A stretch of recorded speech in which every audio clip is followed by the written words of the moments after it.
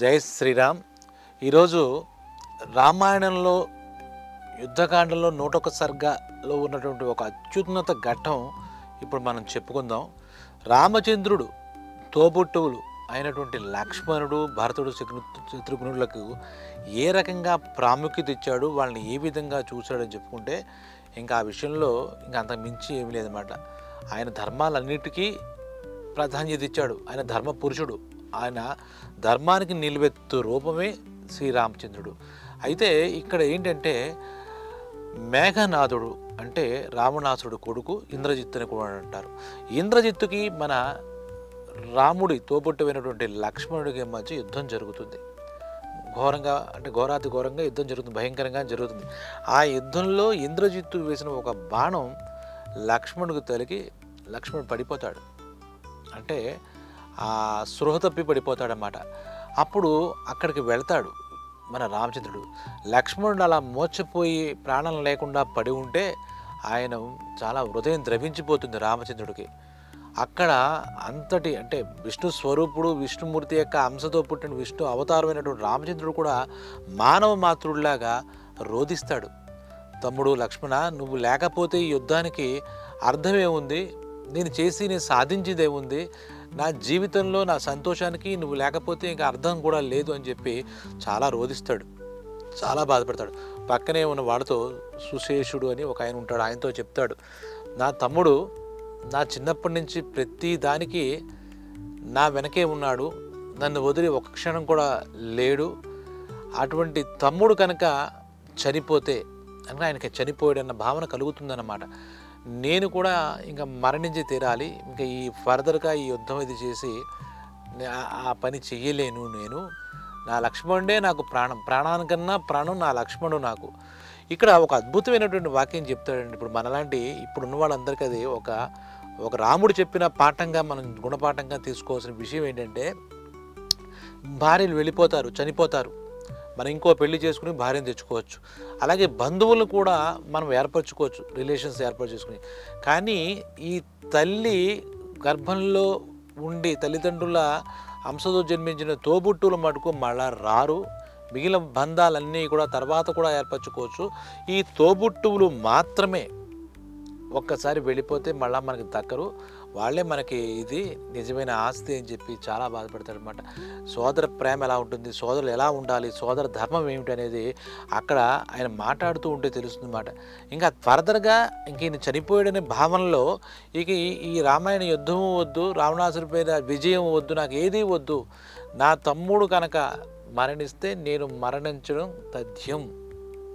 నేను కూడా ఇన్నాళ్ళు నన్ను అనుసరించిన నా తమ్ముడి మార్గంలో అనుసరించి నేను స్వర్గం నరకం అక్కడికి చేరుకుంటాను తప్ప నేను ఎక్కడికి ఇంక ఏ పని చేయలేనంత నిస్త్రాణకు గురవుతాడు, వేదనకు గురవుతాడు, అంతా ఇంకా నిర్వేదంగా తయారవుతాడు.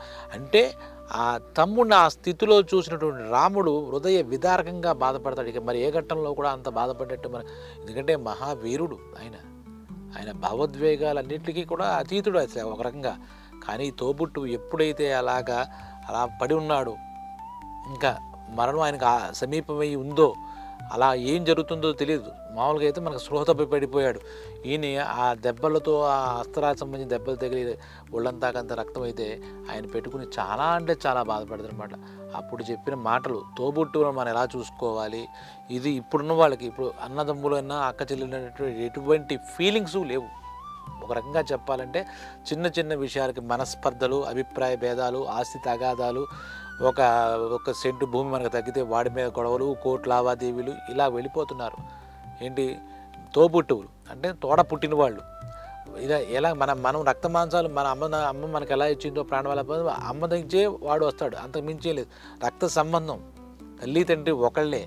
అటువంటి తోబుట్టువుల్లో కూడా ఇప్పుడు రకరకాల పరిస్థితులు, కాలమాన పరిస్థితులు బట్టి కక్షలు, పంతాలు, పట్టింపులు, ఒకరికొకరు చంపుకోవడం దాకా వెళ్ళిపోతున్నారు. ఈ రామచంద్రుడు రామాయణంలో ఈ యుద్ధకాండలో ఈ పర్టిక్యులర్గా 101 సర్గలో రాముడు చెప్పిన విధానం చూస్తే తోబుట్టువులు మన ప్రాణానికి ప్రాణంలా చూసుకోవాలి. ప్రాణానికి ప్రాణంగా చూసుకోవాలన్న ఒక ఆదర్శాన్ని, సోదర ధర్మం ఎలా ఉంటుంది అనే విషయాన్ని కూడా ఆ రోజుల్లోనే మనకి ఆ శ్రీరామచంద్ర ప్రభువు మనకి చేసి చూపించాడనమాట.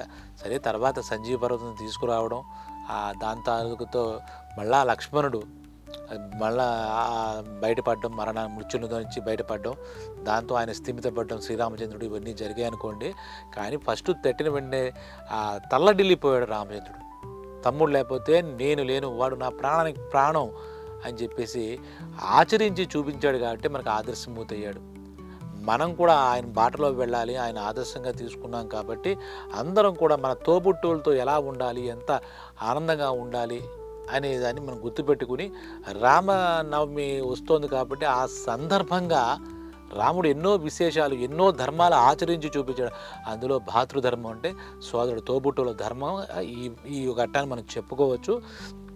కాబట్టి రామచంద్రుడు చూపించిన బాటలో వెళుతూ, ధర్మ మార్గంలో వెళుతూ ఉంటే ఆయన చెప్పినట్టుగా మనందరం కూడా ఆయన అడుగుజాడలో వెళ్ళాలి, అంతే ఆనందంగా వివరించాలి. పర్టిక్యులర్గా తోబుట్టువుల విషయంలో మాత్రం మన వాళ్ళు మన ప్రాణం అనే భావనతో మెలగాలి.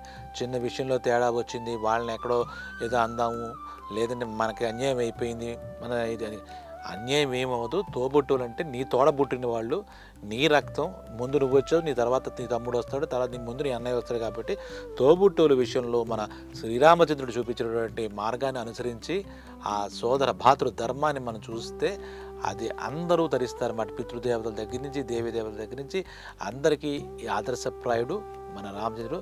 ఆయన బాటలో వెళదాం, తోబుట్టువుల్ని చాలా ప్రేమగా చూసుకుందాం. ఆనందమైన దుఃఖమైన వాళ్ళతోనే పంచుకోవాలి మనం. అదే నిజమైనటువంటి భాతృప్రేమ. కాబట్టి ఈ రామాయణ ఘట్టంలో ప్రతి అంశం రాముడుగా మనకు ఆయన చెప్పి చేసి చూపించాడు. కాబట్టి మన తోబుట్టుల పట్ల కూడా మనం అందరం కూడా సఖ్యతో మెలిసి వాళ్ళ అభివృద్ధిని మనం కాంక్షిస్తూ వాళ్ళ ఆనందంలో మన ఆనందం వెతుక్కుంటే ఆ రామచంద్రుడు ఆశీస్సులు కూడా మనకు తప్పకుండా ఉంటాయి. జై శ్రీరామ్.